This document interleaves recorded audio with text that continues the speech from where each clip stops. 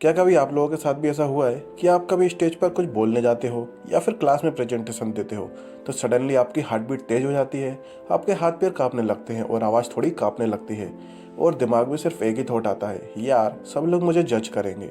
अगर आपके साथ भी ऐसा ही होता है तो टेंशन की बात नहीं है, क्योंकि ये चीज़ सबके साथ होती है। एक्चुअली रिसर्च के अकॉर्डिंग पब्लिक स्पीकिंग का फियर दुनिया के सबसे कॉमन फियर्स में से एक है। कुछ स्टडीज में तो ये भी पता चला है कि लोगों को पब्लिक स्पीकिंग का डर डेथ के फियर से भी ज़्यादा लगता है। अब सवाल ये है कि पब्लिक फोबिया आखिर होता क्या है। चलिए इसकी साइकोलॉजी के फैक्ट को समझते हैं। नंबर 1, ब्रेन जजमेंट के डर के लिए प्रोग्राम्ड है। दोस्तों फॉर एग्जांपल लेते हैं कि हजारों साल पहले ह्यूमंस छोटी सी ट्राइब में रहते थे। अगर ट्राइब से किसी इंसान को रिजेक्ट कर दिया जाता था तो उसकी सर्वाइवल ऑलमोस्ट इम्पॉसिबल हो जाती थी। इसलिए हमारा ब्रेन नेचुरली सोशल रिजेक्शन से बचने की कोशिश करता है। जब आप पब्लिक में बोलने जाते हो तो ब्रेन को लगता है कि आप डोजन्स यानी कि हंड्रेड्स लोगों के सामने बोलने जाते हो और ब्रेन तुरंत अलर्ट मोड में आ जाता है और इसी वजह से हार्ट बीट फास्ट हो जाती है, आपके हाथों से पसीना आने लगता है और बॉडी भी काफी टेंस हो जाती है, क्योंकि आपका ब्रेन बेसिकली आपको डेंजर से बचाने की कोशिश कर रहा होता है, चाहे रियलिटी में डेंजर हो भी ना। Number 2, spotlight effect. Public speaking का एक और इंटरेस्टिंग रीजन है जिसे साइकोलॉजी में स्पॉटलाइट इफेक्ट कहते हैं। इसका मतलब है कि जब हम स्टेज पर होते हैं हमें लगता है कि लोग हमारी छोटी सी मिस्टेक को भी नोटिस कर रहे हैं, जिससे अगर आप एक वर्ड गलत बोल दो तो लगता है सब लोग उसी पर फोकस कर रहे हैं, लेकिन रियलिटी में लोग उसे नोटिस नहीं करते। रिसर्च में पता चला है कि लोग अपनी लाइफ और अपने थॉट्स में इतने बिजी होते हैं कि वह दूसरों की मिस्टेक पर ज़्यादा एक्शन नहीं देते।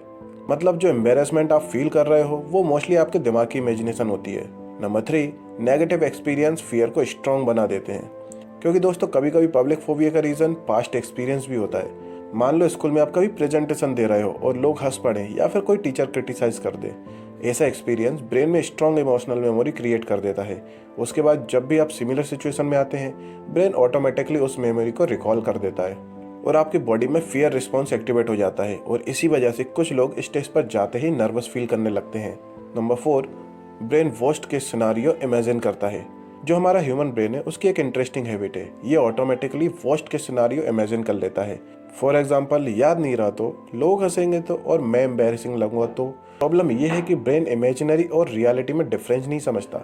अगर आप बार बार नेगेटिव सिनारियो इमेजिन करते हो तो ब्रेन उस सिचुएशन को रियल डेंजर समझने लगता है और आपके ब्रेन का फोबिया और स्ट्रांग हो जाता है। फैक्ट नंबर 5, प्रैक्टिस फियर को कम कर देती है। गुड न्यूज़ ये है कि पब्लिक फोबिया परमानेंट नहीं होता। रिसर्च बताती है कि एक्सपोजर और प्रैक्टिस फियर को ग्रेजुअली कम कर देते हैं, क्योंकि आप जितना ज़्यादा पब्लिक से इंटरेक्ट करोगे उतना ही आपका ब्रेन समझने लगेगा कि ये एक्चुअली डेंजरस नहीं है। और यही रीज़न है कि एक्सपीरियंस जो स्पीकर्स होते हैं वो कंफर्टेबल फील करते हैं, उनका ब्रेन इस सिचुएशन को नॉर्मल मान चुका होता है। इसलिए दोस्तों कंक्लूजन ये निकलता है कि हमारा दिमाग एक स्टोरी क्रिएट करता है। अगर आप ध्यान से देखो तो पब्लिक स्पीकिंग का फियर एक्चुअली दिमाग की एक साइकोलॉजिकल रिएक्शन है।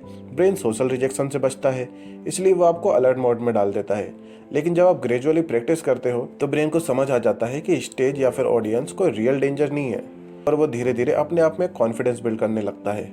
लेकिन दोस्तों पब्लिक स्पीकिंग का जो डर है वो कभी कभी एक और रीजन से बढ़ जाता है और वो रीजन है कंपैरिजन। जब हम स्टेज पर जाने से पहले ही सोच लेते हैं कि वो बंदा मुझसे बेटर बोलता है, मैं उतना कॉन्फिडेंट फील नहीं करता हूँ, तो हम अपने आप को अननेसेसरी प्रेशर में डाल देते हैं। लेकिन इंटरेस्टिंग बात यह है कि कंपैरिजन हमारे ब्रेन को साइकोलॉजिकल डैमेज भी कर सकता है। और अगर आप जानना चाहते हो कि कंपैरिजन कैसे हमारे दिमाग को स्लोली डिस्टर्ब करता है तो हमारी ये वीडियो देख सकते हैं। Thank you for watching.